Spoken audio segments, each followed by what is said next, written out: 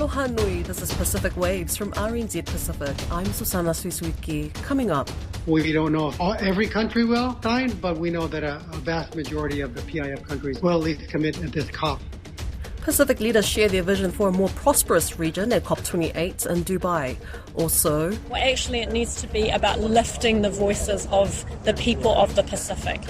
West Papuans in Auckland gather to raise the Morning Star flag. And later, a new study in Tonga leads to homeowners cleaning their water tanks.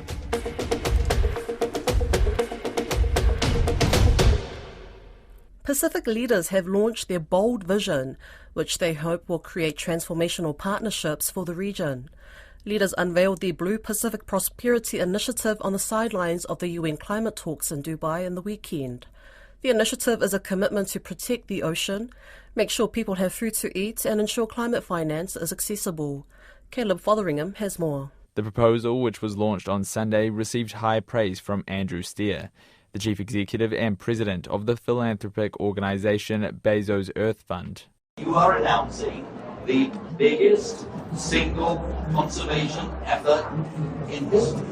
Mr. Steer even penciled in a donation. Subject to the design that will happen over the coming months, and subject to that design then being financed, we would be willing to put up to $100 million on the table to support what you are doing. United States Special Presidential Envoy for Climate Change John Kerry, who was also at the launch, says Pacific voices were among the most powerful in the world when it comes to climate change. Your crisis of life itself and of existence in the homeland you have is caused by the unmitigated, unabated burning of fossil fuels.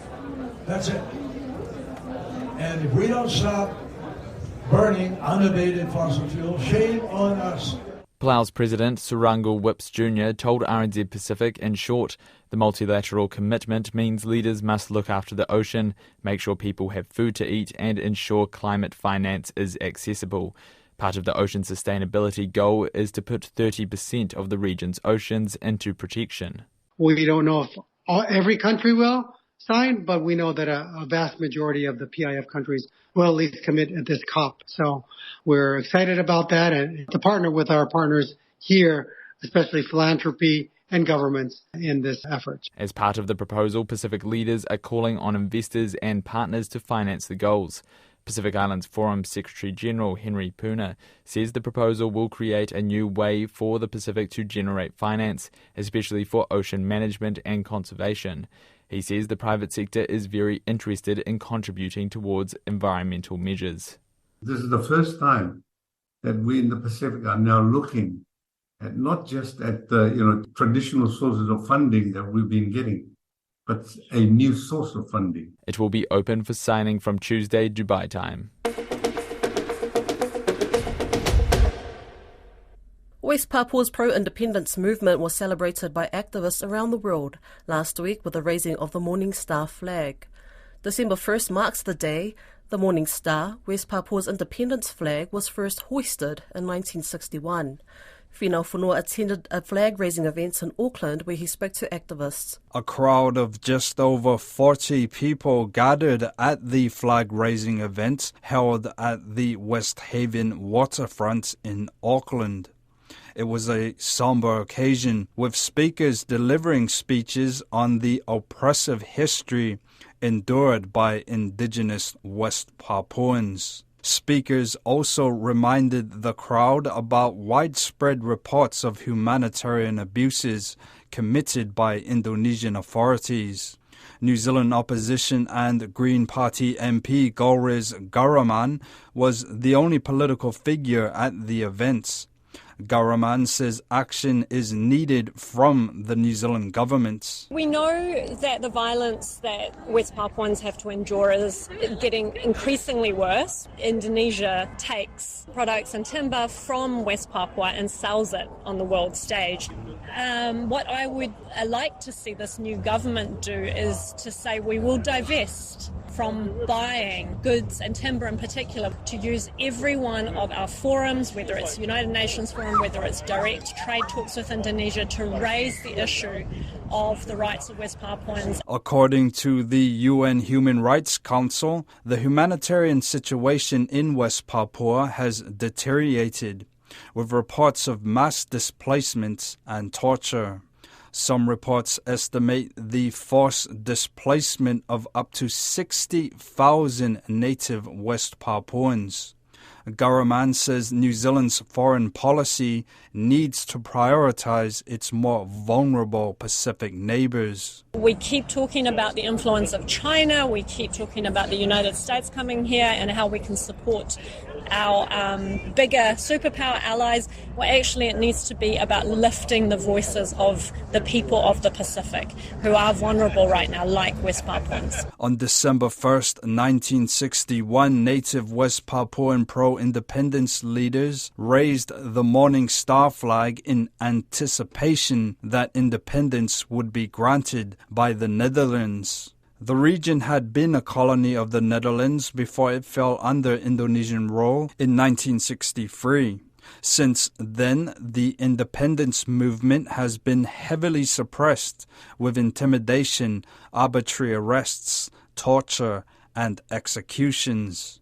Prominent activist Mare Leadbearer says the annual flag-raising event was a show of solidarity. We are commemorating an event in 1961 when the West Papuans were free to raise their flag and they were on a path towards decolonisation and independence like other Pacific nations at that time. But sadly, Indonesia had other plans and the West, including New Zealand, colluded with those plans. We are keeping the faith. We'll never let our government forget. Another speaker at the event was New Zealand Methodist President Terito Peru. She recently attended the Pacific Conference of Churches gathering in New Caledonia, where she said West Papua representatives were present.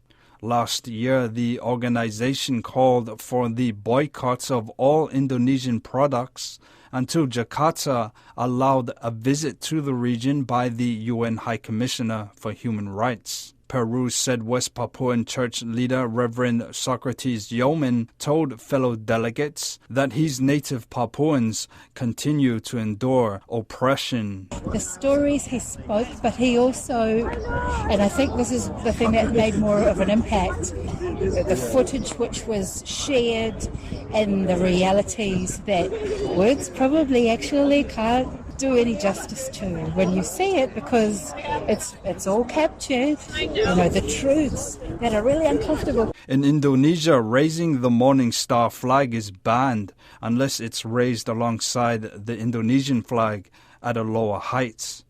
In September last year, 7 people were arrested and jailed in West Papua for raising the flag. Golriz Garaman says the event is an act of self-expression, a right denied by the Indonesian government. It is absolutely criminalised for West Papuans to express any form of independence or self-determination there. What we're saying is that we see you and we know that your rights are being violently breached. We know that Indonesia is responsible and we stand with you, the people of West Papua.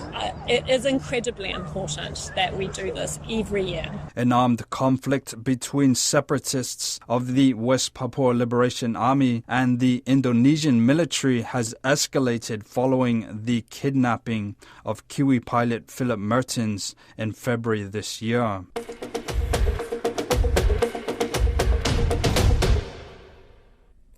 A recent study in Tonga has led to calls for homeowners to clean their water tanks. The Ministries of Health and Land and Natural Resources, with the aid of the Asian Development Bank, did a study which shows a significant threat of E. coli in the dirty tanks. Matangi Tonga says the only houses with tanks free of E. coli were those that had been disinfected as part of post-disaster activities in 2022. The Tonga government has issued its Guide to Safe Rainwater Harvesting in Tonga, outlining the best practices for people to ensure their water is free of E. coli. Don Wiseman spoke with our Tonga correspondent, Galafi Moala, and asked about the water concerns. I've heard of the talks and conversations on that, talking to the two main manufacturers in Tonga on these tanks. And their side of the story is that it has really nothing to do with the tanks, but rather that a lot of the water that goes in comes in from the roofing of houses, and that's where the problem could be. Not the tanks in themselves, but the roofings of houses, and some of the roofings are rusted, and there's a lot of dirt that can collect in the gutters, and the water that ends up in those tanks, the problem is in the roofing where the water flows from rather than the tanks in themselves. And they say that there's nothing that they can do about it other than informing the health department of the risks, because individual people have their tanks and they have the freedom to get their tank water from whatever source they want. Yes, they're under instructions to get those tanks cleaned, aren't they? That's correct. How often does that happen, typically? Once a year, really. For example, I talked to somebody at the Ministry of Health who does a health program over radio, and she says to me, their advice to people is not to drink water from the tanks. The water tastes better because it's rainwater. But he says, unless they are boiled, there's a real health risk in drinking water from the tanks because of the dirt. Whereby they would rather drink water from the wells, the town supply water, because it's treated. And the treatment is not only done regularly, but there are testings that they conduct by the water board every year on regular times about the cleanliness of the water. It's quite frightening, the suggestion that there's E. coli in these tanks. Do you think it's something that people are going to take notice of and do something about? Well, that's a real problem that we do have here in Tonga. And it's not a problem whether people will do anything about it. The problem is in our communications. There's a lot of programs that go out to the public, warning of this and that. Nobody really takes any notice of it unless there's a crisis problem, so things breaking out. And for example, I've heard of the talk about the E. coli for some time, but I haven't heard of anybody getting sick at all. At least, we check on a regular basis. And right now, of course, for some of the meteorological services are giving warnings. We're entering a very difficult time with very little rain, and there'll be a lot of dry weather. It's going to be warm weather we're going to be experiencing. We need to be careful with our water supply. They're expecting very little rain, and therefore there could be a drought throughout Tonga. The response is really interesting. People say, well, we've had these situations before and nobody died and we survived. We keep on living. So it is interesting how the public reacts to these kind of things. Well, you would think E. coli is pretty serious. You would hope that they would take notice. Now, you mentioned the wells, and underneath Tonga Tapu, there is, as we're used to on coral atolls, a natural water lens. That's correct. But you see, the warning that has come, the issue with the water, the drill of the wells now in Tonga, there is no septic systems in Tonga. These are coral islands. Take Tonga Tapu, for example, where most of the population of Tonga live, is very flat. And it's a coral island, and you dig down, you strike something, you strike water very easily. But the issue is that throughout the whole of the island, there's no public septic system. Each home have their own septic tanks. And I have an engineer friend of mine that told me one time he's very concerned about some of the areas in Nuku'alofa where he says there's a problem with drainage, and some of these tanks are cracking in different places. He even saw a water drainage in the main street where he saw a sewage that was going. So there's a lot of concerns with well water supply, how much it's affected and how much the drainage of sewage that goes right into the ocean, how much it's affecting our water supply. That's Pacific Waves for today. To listen back, head over to rnzi.com/programs. We're also on Apple, Spotify and iHeartRadio podcasts. From myself and the RNZ Pacific team, till 4.